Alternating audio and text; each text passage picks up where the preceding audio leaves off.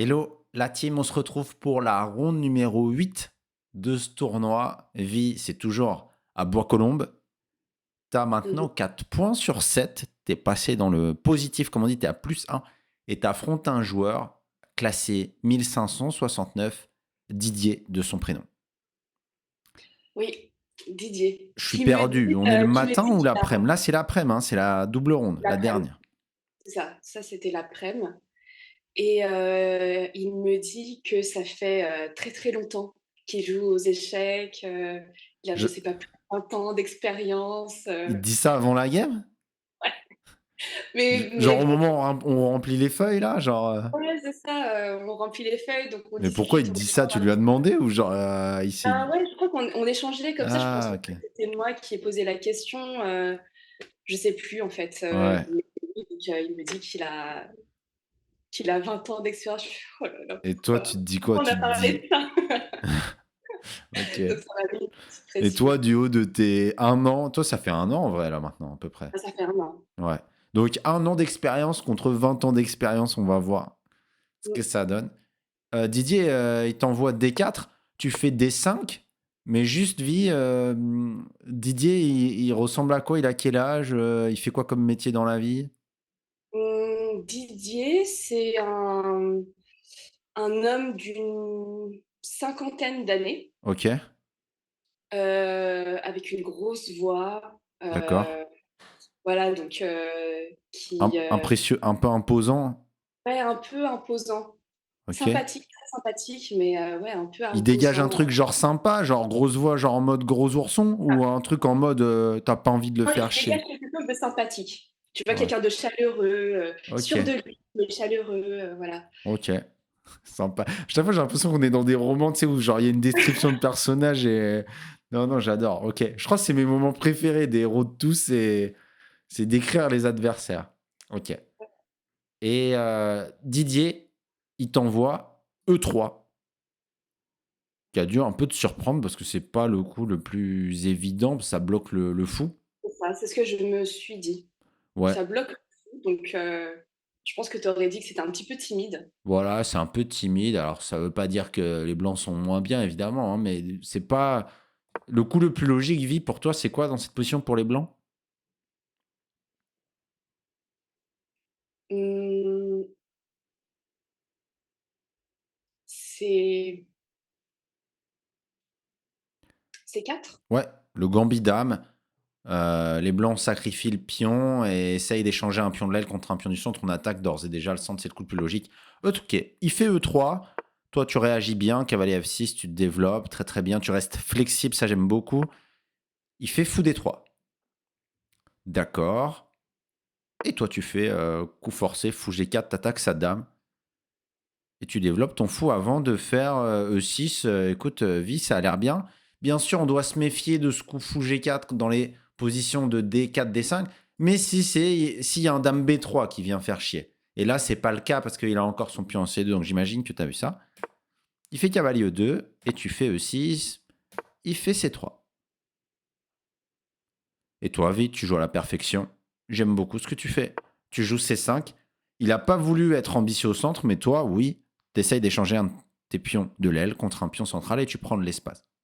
Si jamais, je montre pour les plus débutants qui nous suivent, si jamais Didier il est tenté de prendre un C5, ça serait un très mauvais coup. Parce que d'une part, il fait un échange qui nous développe une pièce. D'autre part, il a perdu un des pions qui contrôlait le centre. Donc, ça va être très bien pour nous. Bon, mais Didier, il a 20 ans d'expérience. Il fait rock. Il prend pas. On la lui fait pas. Evie, toi, tu envoies carré C6. Et il fait F3. Attaque le fou. Mmh, Et toi, Evie, tu te dis, ok, mais moi, je centralise ma pièce. Fou F5. Et tu acceptes de te faire doubler les pions. oui. Et c'est très bien joué. Parce que si tu étais revenu en H5, ton fou, il tape un peu dans pas grand-chose.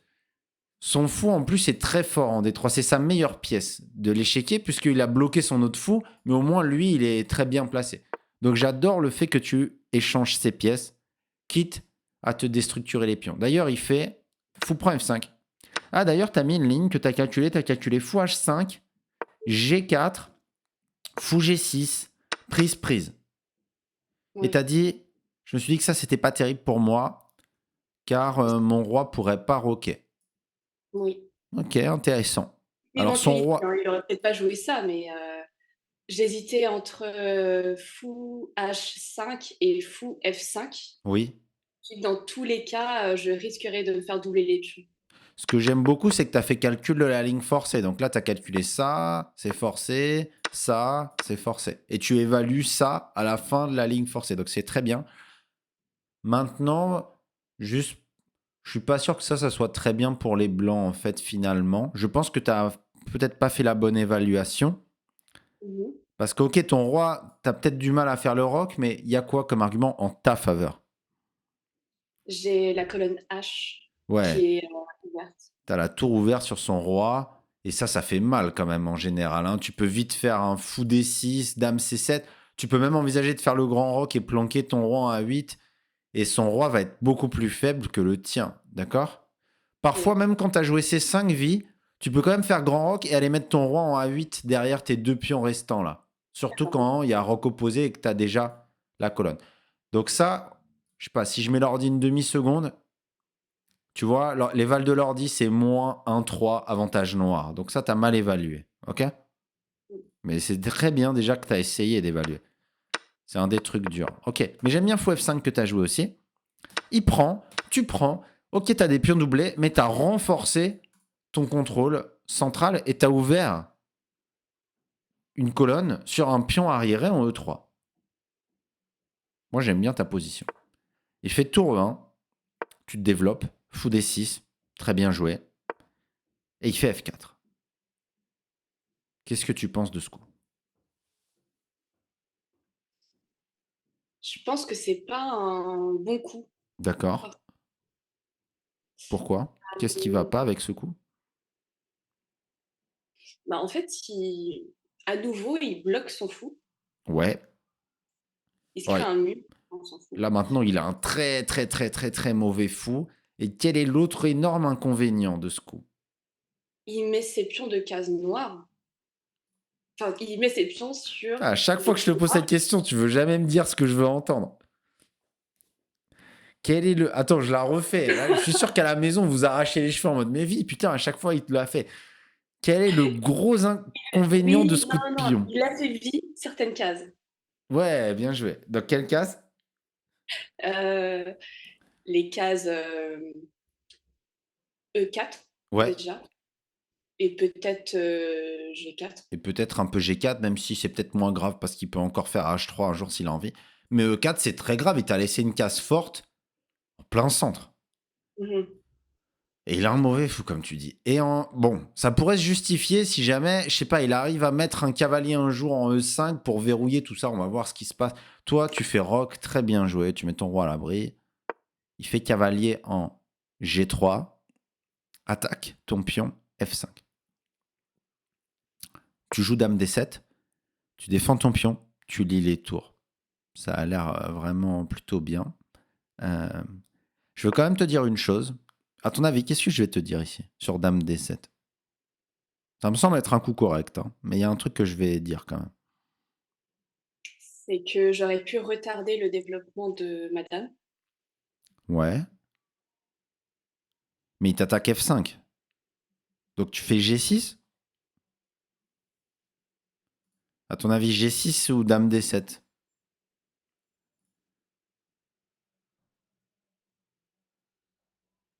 Quel est le mieux? Euh, Pas facile. ouais, pas facile.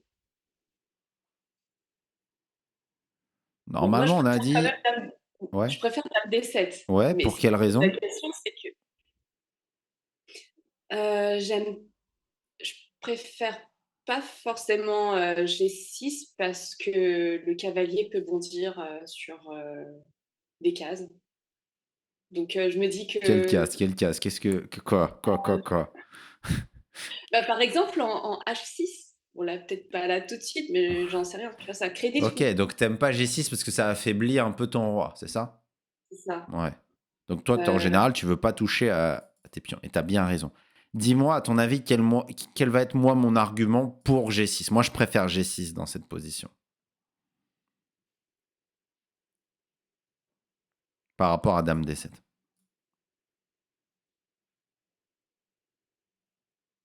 Réfléchissez à la maison, je vous propose un truc, vous mettez sur pause la vidéo, vous allez dans les commentaires, vous me dites à votre avis pourquoi je préfère pion G6, quel est l'argument pour les noirs, et après vous remettez la vidéo sur play sans tricher, hein, la team. Alors, vie. Bah, ça permet de protéger F5 avec un pion. Ouais. Et par rapport à Dame D7, c'est quoi l'avantage? L'inconvénient, c'est que ça affaiblit un peu ton roi, visiblement. Bah, l'avantage, c'est que la dame peut aller sur d'autres cases. Très, très bien. Exactement. Donc, en fait, ce que je veux te dire, c'est qu'en jouant Dame D7, tu affectes quand même comme rôle à la meilleure pièce, à ta meilleure pièce, la défense d'un pion. Oui, exact. Alors que ta dame, je sais pas, moi je l'imaginais déjà peut-être venir renforcer la tension, attaquer, etc. Dès que tu la mets en D7, bon bah elle est obligée de rester là pour défendre un pion. Ça fait chier quand même pour une dame d'être la défenseuse d'un pion, quoi. Ok. Oui. Donc ouais, pour cette raison, c'est pour cette raison que je préfère G6. Tu mets un pion à 2 cases du cavalier, tu le domines. Finalement, tu l'as toi-même dit, on affaiblit des cases, mais qui va venir en H6 là? Le fou, il vient pas. La dame, elle vient pas. Le cavalier, il vient pas. Alors, tu as raison, les faiblesses, c'est long terme. Donc, est-ce que dans longtemps. Mais là, non, tu es trop blindé. Si tu as besoin, tu feras roi en G7. Donc, tu dois comprendre que ça, c'est assez solide finalement et il n'y a pas trop de soucis. D'autant plus que tu contrôles tellement bien le centre qu'il n'arrive pas à faire. Regarde, comment il fait passer il n'y a pas de case pour ces pièces. Donc ça, tu dois le ressentir. Et donc G6, tu as compris, plus fort que Dame D7, parce que après, une fois que tu as fait G6, là, tu es tranquille, et ta dame, tu peux l'affecter à une mission plus importante. D'accord? Très important à retenir ça. Ok, tu joues Dame D7, c'est pas kata. Il fait Dame B3. D'accord. Ce qui menace un truc, tout est défendu. Tu fais tour E8, magnifique. Tu améliores tes pièces. Il revient en D1. Qu'est-ce qu'il fout? Je sais Qu'est-ce pas. qu'il fout? Ok. Et là, il fait quoi, là, comme body language, quand il fait Dame B3, Dame D1 genre, il fait ça avec sa tête ou genre poker face? Je sais plus. Ok. Je me rappelle plus si je l'ai vu, moi, ce boug. Ok. Tu fais cavalier E4 à ce moment-là, vie. Et j'aime pas ce coup. Ah bon? Non, j'aime pas ce coup. Et pour moi, on est quand même à la 8e ronde de ce tournoi de Bois-Colombes. Eh bien, on a confirmé vraiment sur ces 8 rondes un truc de ton jeu que tu vas pouvoir améliorer très, très facilement. C'est que la vie, entre guillemets, tu passes à l'action, tu fais un Oui. truc actif. Tu ramènes ton cavalier, ok. Mais si je te tourne l'échiquier, vie, regarde. Est-ce que, est-ce que tu passes un bon moment là avec les blancs à jouer cette position? Non. C'est horrible. Tu as même du mal à trouver. Déjà, tu te dis, mais comment je me développe? Où je mets mon. Alors, il a peut-être ça quand même. Il va peut-être mettre son. Et son seul plan, peut-être, c'est de réussir à mettre son cavalier là. Ok, mais il souffre un peu. Mais oui. Je vois ce que tu veux dire. Et toi, et c'est pas la première fois, et c'est pas dramatique, mais c'est un truc, je sens que tu vas être super forte, donc je te donne déjà des tips. Toi, tu lui dis, vas-y, ok, genre, euh, c'est comme un mec, vas-y, je fais une métaphore. Tu passes un examen, on revient dans notre jeunesse. Tu passes un examen, t'as un oral d'un truc, tu dois faire un exposé. T'as rien préparé, t'as rien qui sort. T'es devant le jury, t'es paniqué. Et toi, t'es le jury, vie. Sauf que tu veux lui mettre une note de merde au bouc en face. Et toi, tu lui poses une question pour l'aider, tu vois. Genre, je sais pas comment dire. Tu l'aides, en fait, au lieu de le laisser dans sa merde. Tu vois? C'est un peu ça, la métaphore. Je sais pas si elle est bien choisie, mais... Quel coup on peut essayer de trouver qui le laisse dans ses problèmes? Mais en fait, juste pour revenir sur ça, Oui.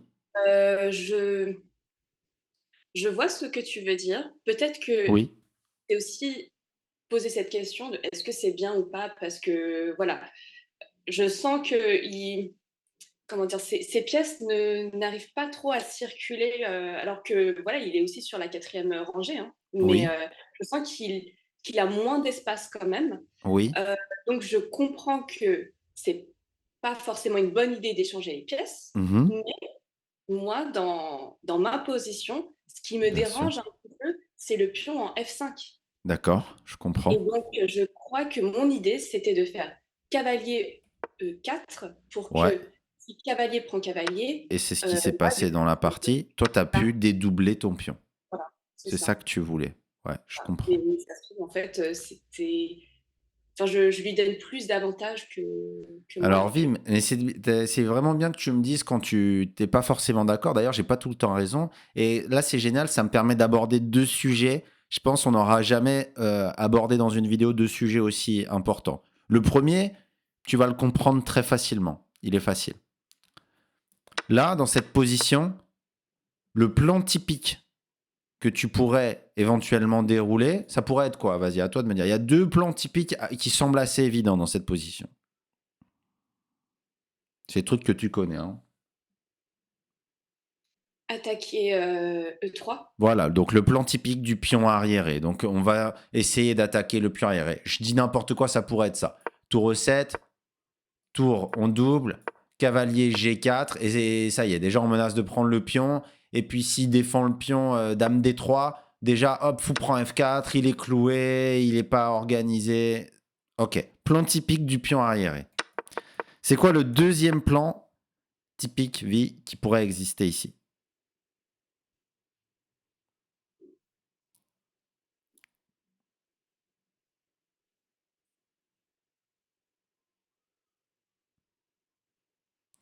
Donc je Attaquer sur rappelle, c'est pas que pour toi, je le dis pour les gens qui nous regardent, il y a des débutants qui... Donc plan typique, ça sort pas de notre poche, hein. C'est toujours lié à quelque chose qu'on observe de la position. Donc Vi, elle a observé un pion arriéré, elle se dit plan typique, taper sur le pion arriéré. Qu'est-ce que tu observes d'autre qui pourrait nous aider? que le centre est fermé, Ouais, le centre est fermé. il faut attaquer les ailes. Ouais, d'accord, c'est vrai. Il y a un truc plus... T'as raison, Vi, mais il y a un truc bien plus flagrant en termes de plan typique quand même. Je sais pas si au club, je vous ai déjà mis les vidéos sur ce plan. Peut-être pas. C'est de ma faute, vie. Je vais les sortir et comme ça, tu pourras les voir et après, tu auras la ref. La casse forte en E4. Mmh. Une case forte, donc elle est là, la case E4, elle existe. En fait, comment on va transformer ça? Pion arriéré, c'est évident. On va l'attaquer, on va le manger et terminer. Mais une case forte, c'est quoi le plan typique lié à une case forte? En fait, le plan typique lié à une case forte, oui, vas-y, tu sais. On doit mettre une pièce à la fin, sur cette case-là. Exactement. On doit mettre une pièce, et peu importe s'il y a des échanges, déjà on est content d'échanger les pièces qui défendent cette case forte, par exemple ce cavalier. En fait, notre rêve, ça serait d'échanger toutes les pièces qui peuvent défendre cette case forte, et à la fin finir avec une pièce ici. Cette pièce, elle devient incroyable, c'est comme si on est, désolé pour la métaphore, en période de guerre. Nous, on a le contrôle d'une colline, et on a une mitraillette tout en haut. Ok, pardon, on fera plus de métaphore de guerrière, mais ok, juste en tout cas, t'es en train d'essayer d'installer une mitraillette en haut de la colline, tu vois. Ok.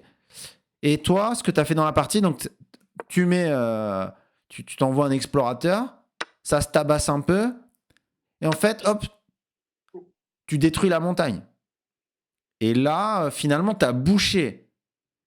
Tu peux plus mettre de mitraillette sur ta montagne, et en plus, t'as plus non plus accès, tu peux plus jeter de cailloux sur l'ennemi qui monte parce que t'as quitté la colline, t'as perdu ta place forte finalement. Parce qu'elle est bouchée avec le pion. Mmh. Donc je dirais que ça, c'est la première chose. C'est une mauvaise transformation structurelle que tu as effectuée. Dis simplement, tu n'as plus son pion arriéré, tu n'as plus ta case forte, tu as perdu deux avantages importants. Tu as remplacé ça quand même par un avantage d'espace et un dédoublement de tes pions. Mais pour moi, tu as perdu un peu au change. D'accord? La deuxième chose, et là, Vi, ça va t'intéresser. Dans cette position, ce truc de... Là, ton coup de cavalier, c'est un coup qui fait quelque chose. C'est un coup concret, c'est un coup dynamique. Dès que tu fais quelque chose, c'est dynamique. Tu bouges, tu transformes, c'est dynamique. Aux échecs, tu te souviens, il y a 2 types de coups. Dynamique et statique. Et autrement dit, court terme et long terme. Et là, ton coup, ça transforme. Donc, c'est un coup court terme.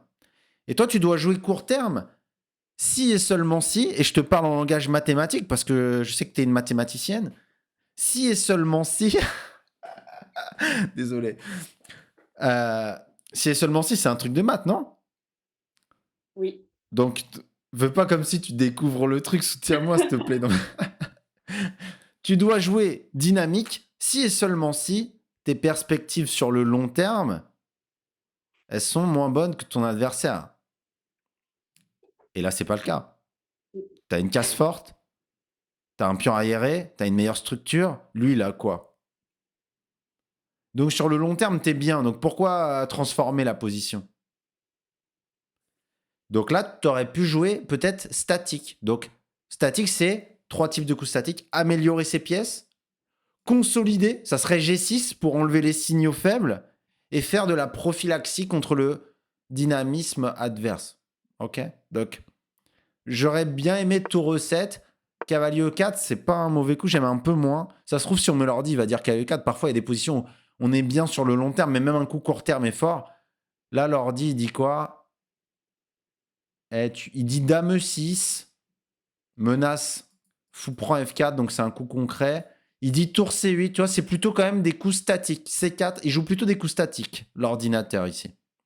Et ton coup cavalier E4 n'est pas horrible, mais te fait perdre un peu d'avantage. Exactement ce qu'on vient d'expliquer. Est-ce que ça va, ce que je viens de te raconter ou... Ok. C'est très théorique. Hein. Dans tes parties, on pourra un peu affiner cette chose. Bon, tu fais cavalier E4. Tu as toujours l'avantage après prise E4. Et là, peut-être tu dois faire peut-être tour prend, mais toi, tu voulais vraiment dédoubler le pion. En fait, ce pion, il était pas mal pour contrôler le centre. Bon, on Moi, je arrive pense que là. je ne sais pas à quel point j'étais bien par rapport à lui. Mais je comprends. En fait, là, regarde, le même plan qu'on avait vu dans ta partie contre... Comment il s'appelait, le monsieur, là, il y a 2 rondes. J'ai oublié. Olivier? Olivier. Là, tu peux... Quand il y a un cavalier en G3, vie, qui garde la case... Là, moi, j'aurais fait ça aussi. G6. Dès que tu fais G6, t'aimes bien roi G7. Et après, tu peux envoyer l'épine. Par exemple, ça, je te montre. Ça peut être un plan aussi. D'accord, ouais. Il bouge, paf, tu ramènes le cavalier ici. Tu menaces ça, paf, et tu vois, tu as l'épine, tu peux faire coulisser la tour. Donc, bon, mais je vais t'apprendre ce genre de plan, c'est normal, ok. Tu peux pas connaître tous les plans d'ores et déjà, ok. Bon, t'as fait cavalier E4, qui est respectable. Cavalier prend, pion prend, et il fait dame H5. Ok, donc il attaque ici. Tu défends, bien joué, et il fait tour F1. Tu prends en D4. D'accord, pourquoi pas. Et il reprend. Et tu fais fou F8. Ah, j'aime beaucoup fou F8 que tu as joué. Incroyable ce coup. Je me suis dit que tu avais appris de tes leçons d'il y a 3 parties contre l'Indien où tu avais perdu ce pion. Et là, en fait, je pense que tu as vu qu'il allait être attaqué et tu as anticipé pour pouvoir mettre une tour en D8. Exactement le même type de position que contre l'Indien. Vite et impressionnante. Il fait A3. Là, qu'est-ce que vous joueriez à la maison? Vite a très bien joué. Tour C8. Là, j'aime beaucoup. Tu mobilises tes pièces. Là, c'est parfait. Il fait cavalier C3. Tu défends ton pion. Bien joué. Il fait fou des 2. Et là, cavalier A5. Très, très bien joué. Tu viens sur les cases qui ont été affaiblies. C'est une belle partie. Il fait dame D1. Il aime bien faire le pendulum avec sa dame, à la Magnus Carlsen. Et toi, tu rentres dans son camp. KSC4. Très, très bien joué. Si tu attaques son pion B2, s'il avance, il va affaiblir ici. C'est pas mal. C'est bien, vu que tu as repéré cette case pour ton cavalier. Bravo, ouais. Il joue dame C2. Et toi, tu joues, incroyable, tour C6. Et tu t'apprêtes à doubler sur la colonne C. T'es Magnus. Tu joues hyper bien. Il a mauvais fou. T'as la colonne. T'as un cavalier très bien placé. T'as le bon fou. Ok. Et là, il va jouer tour E1 ici. Et il te propose nul. Ouais. C'est ça qui s'est passé, avec sa voix très lourde, très impressionnante. Et c'est comment il te demande nul? Il te fait la phrase je propose nul, ou il te fait le signe?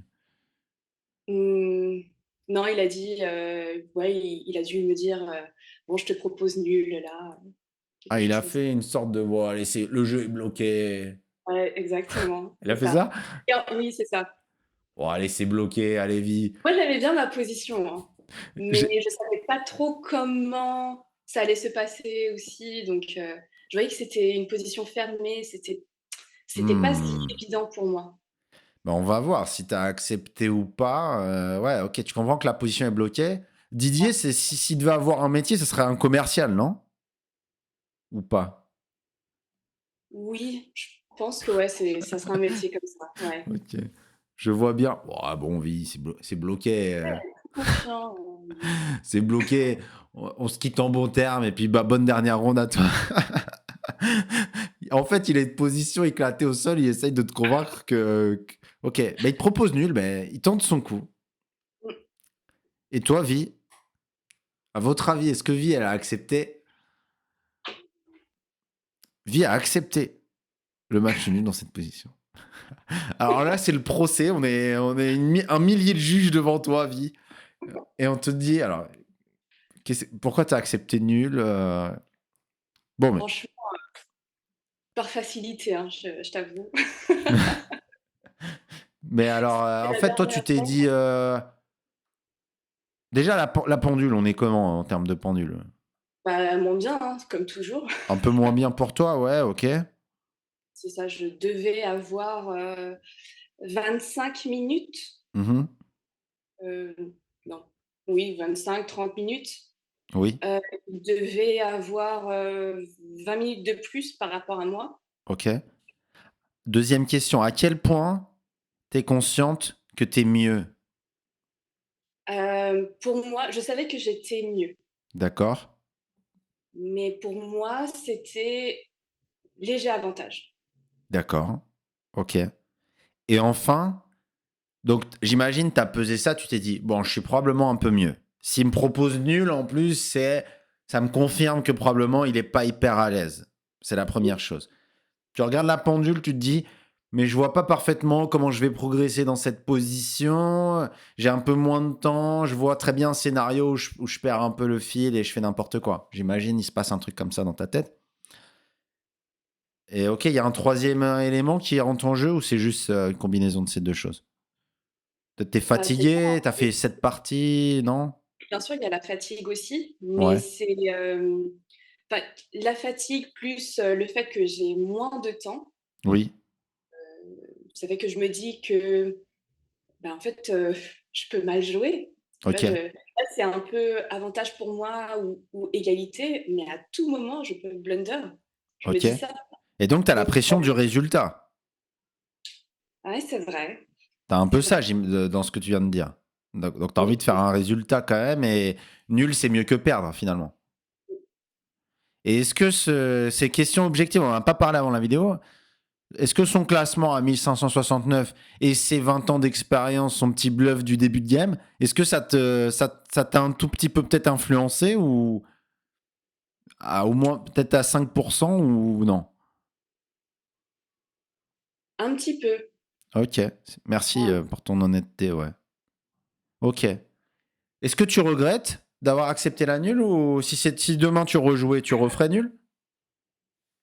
À ce moment-là, avec la même expérience, Oui. ouais, je j'accepterais et puis Ok, la même donc fréquence, j'accepterais. ok, ouais. Ok, ok. C'est bien, franchement. Moi, je veux pas te filer mon défaut, parce qu'un de mes défauts, moi, c'est que j'ai tendance à pas assez faire de nul et à considérer que nul, c'est pas un bon résultat, alors que nul, c'est un bon résultat. C'est correct. Par contre, là, normalement, quand t'es mieux, à moins que tu sois un peu. Tu sens que tu vois rien aujourd'hui, tu sens que t'es trop fatigué, Ou t'as ton instinct peut-être qui te dit. Mais il faut pas mélanger. Ouais. Mais ok, en tout cas, sache que t'étais mieux. C'est un peu bizarre quand même d'avoir fait nul dans cette position. Mais Al- j'étais très fatiguée, hein. Après ça, j'étais comme un zombie. Ok, mais alors très très bien. Si tu l'as bien vécu, je pense que de toute manière, tu sais quoi, Vie, un jour ça t'arrivera. Moi, ça m'est déjà arrivé aussi. T'accepteras une nulle, peut-être un peu comme ça, peut-être un peu rapide et tout machin. Et après, peut-être tu te diras, ouais, mais j'aurais bien aimé savoir ce qui se serait passé si j'avais continué, même si j'avais perdu, parce que en vrai, c'est Oui. en jouant les games où là, tu vois, t'as une belle position, t'as tout bien fait. Même si t'avais fait de la merde et perdu, on aurait appris un truc sur comment jouer contre mauvais fou, comment, tu vois. Donc, mais ok, J'ai hésité, hein, c'est pas comme si j'avais accepté super facilement. J'ai t'as quand même hésité. hésité. Ouais, Et après coup, je me suis dit que mon objectif, ça serait la prochaine fois dans cette position, être plus confiante sur mon jeu et puis voilà, ok. concrétiser.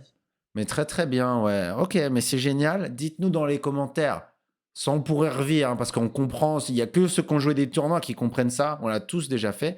Ça fait partie de l'apprentissage et j'ai l'impression que tu es hyper à l'aise avec cette décision. Et donc c'est bien en fait, c'est magnifique finalement. Savoir faire des nuls, c'est une qualité que ton coach n'a pas et que tu vas avoir vie. Donc ça, c'est très très bien. Euh, et c'est bien de savoir gérer un tournoi aussi, parce que les gens, ils se rendent peut-être pas compte, mais il y a une fatigue qui est colossale parce que c'est la quatrième journée d'un tournoi où tu joues 8 heures par jour. Mm. Comme tu disais, tu te réveilles échec, tu joues échec, tu manges échec, tu dors échec. Ça fait 4 jours que tu es à fond dans les échecs. Et on se dit, bah ça a l'air bien. Ouais, mais il y a la pression pendant les parties du résultat. Tu as commencé le tournoi pas terrible, tu perdais. Il y a tout ça. Et des fois, ok, il faut savoir souffler. Tu as fait que des parties très combatives jusqu'à présent. Donc, écoute, c'est très bien. En tout cas, si tu es consciente que tu avais l'avantage, c'est parfait. Bonne gestion de tournoi, on retiendra ça. Très très bien. On se retrouvera pour ta dernière partie, du coup.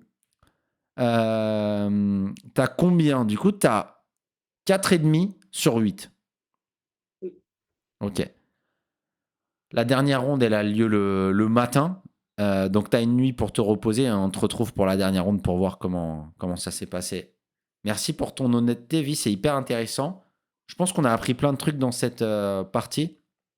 Ciao, ciao, la team. Ciao, Vi. Ciao. Salut, à très vite pour la ronde 9.